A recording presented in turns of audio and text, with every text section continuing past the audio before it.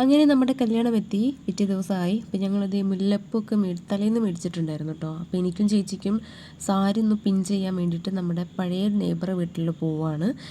അപ്പോൾ അതിനു വേണ്ടി മുല്ലപ്പും ഡ്രസ്സും കാര്യങ്ങളൊക്കെ കയ്യിലെടുത്തിട്ടുണ്ടായിരുന്നു. അപ്പോൾ മൈലാഞ്ചി നന്നായിട്ട് ചോത്തിട്ടുണ്ടായിരുന്നു കേട്ടോ.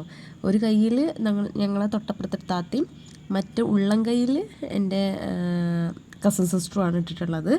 അപ്പോൾ ഞങ്ങളങ്ങനെ മാറ്റി. അങ്ങനെ എൻ്റെയും ചേച്ചിയുടെയും സാരി എടുക്കലൊക്കെ കഴിഞ്ഞിട്ടുണ്ട്. ഞാൻ പ്ലേറ്റ് എടുത്തിട്ടുണ്ടായിരുന്നു, ചേച്ചി വൺ സൈഡ് ആയിരുന്നു സാരി എടുത്തിട്ടുണ്ടായിരുന്നത്. സാരി എടുത്ത് തന്നതൊക്കെ അടിപൊളിയായിട്ടുണ്ട്, സൂപ്പറായിട്ടുണ്ട്. പിന്നെ നമ്മൾ രാവിലെ അമ്പലത്തിൽ പോകണമായിരുന്നു. അപ്പോൾ അതിന് വേണ്ടിയിട്ട് ഏട്ടൻ വിളിച്ചിട്ടുണ്ടായിരുന്നു, നേരത്തെ വരണം, വണ്ടി എത്തിയിട്ടുണ്ടെന്നൊക്കെ പറഞ്ഞ് വിളിച്ചിട്ടുണ്ടായിരുന്നു. അപ്പോൾ ഞാൻ നേരത്തെ പോയതാണ്. അങ്ങനെ സാരിയൊക്കെ എടുത്ത് നടക്കുമ്പോൾ ഭയങ്കര ബുദ്ധിമുട്ടാട്ടോ സത്യം പറഞ്ഞാൽ. ഈ അമ്മമാരൊക്കെ എങ്ങനെ സാധിക്കുമെന്ന് എനിക്കറിയില്ല. ഞാൻ ഈ സാരി എടുത്തിട്ട് അനങ്ങാതെ നടക്കുകയാണ്, അനങ്ങാതെ ഇരിക്കുകയും ചെയ്യും. നമ്മളെവിടെയെങ്കിലുമൊക്കെ അങ്ങനെ തിരിയുമ്പോൾ ഞാൻ പതുക്കെ തിരിയുള്ളൂ, കാരണം എനിക്ക് ഭയങ്കര പേടി, ഇതെങ്ങാനും അഴിയോ അങ്ങനെ ഭയങ്കര പേടിയായിരുന്നു കേട്ടോ. അപ്പോൾ ചേച്ചീൻ്റെ മുല്ലപ്പൊക്കെ വെച്ചിട്ടുള്ളത് കാണാൻ നല്ല ഭംഗിയുണ്ടായിരുന്നു കേട്ടോ. എനിക്ക് ബാഗ് കാണാൻ പറ്റില്ല. അപ്പോൾ ചേച്ചീൻ്റെ അടുത്തൊരു വീഡിയോ എടുത്ത് തരാൻ പറഞ്ഞു. അപ്പോൾ അങ്ങനെ എൻ്റെ ഒരു ബാക്ക് വീഡിയോ എടുത്തതാണ്, മുടി കെട്ടിയതൊക്കെ കാണാൻ വേണ്ടിയിട്ട്. അങ്ങനെ നമ്മുടെ അവിടെ കല്യാണത്തിന് അവിടെ എത്തി. ചെക്കനും പെണ്ണും താലി കെട്ട് കഴിഞ്ഞിട്ടുണ്ട്. ഇന്ന് അവരുടെ അനിയത്തിയുടെ കല്യാണം കൂടി ഉണ്ട്, ചെക്കൻ്റെ അനിയത്തിയുടെ കല്യാണം കൂടി അന്ന് നടക്കുന്നുണ്ടായിരുന്നു. അങ്ങനെ 2 പേരുടെ കല്യാണം ഉണ്ടായിരുന്നു. അപ്പോൾ അതേ ചേച്ചിയും ഏട്ടനും നല്ല രസമുണ്ടായിരുന്നു ചേച്ചിയുടെ മേക്കപ്പൊക്കെ കാണാൻ. അങ്ങനെ ഞങ്ങൾ സദ്യയൊക്കെ കഴിക്കാൻ വന്നിരിക്കുകയാണ്. സദ്യ അടിപൊളിയായിട്ട് സദ്യ ഉണ്ടായിരുന്നു, പായസം അടിപൊളിയായിട്ടുണ്ടായിരുന്നേ. അപ്പോൾ ദൈവട്ടി കണ്ടില്ല, വെറുതെ കഴിക്കണമൊന്നുമില്ല, ചുമ്മാ വെറുതെ.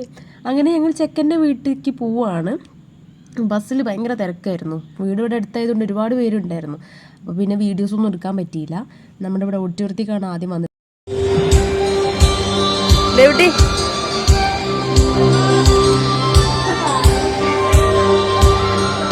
യൂട്യൂബിൽ കാണും നിങ്ങളൊക്കെ.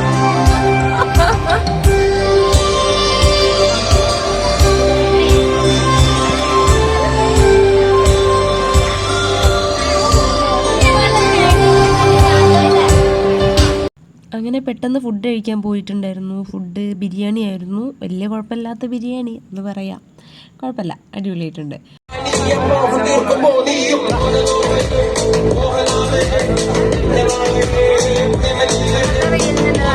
ചെക്കനും പെണ്ണും നടന്നു വരുന്ന വീഡിയോ ഇട്ടത്, കാരണം വണ്ടി അവിടെ നിർത്തിയിട്ടുണ്ടായിരുന്നു.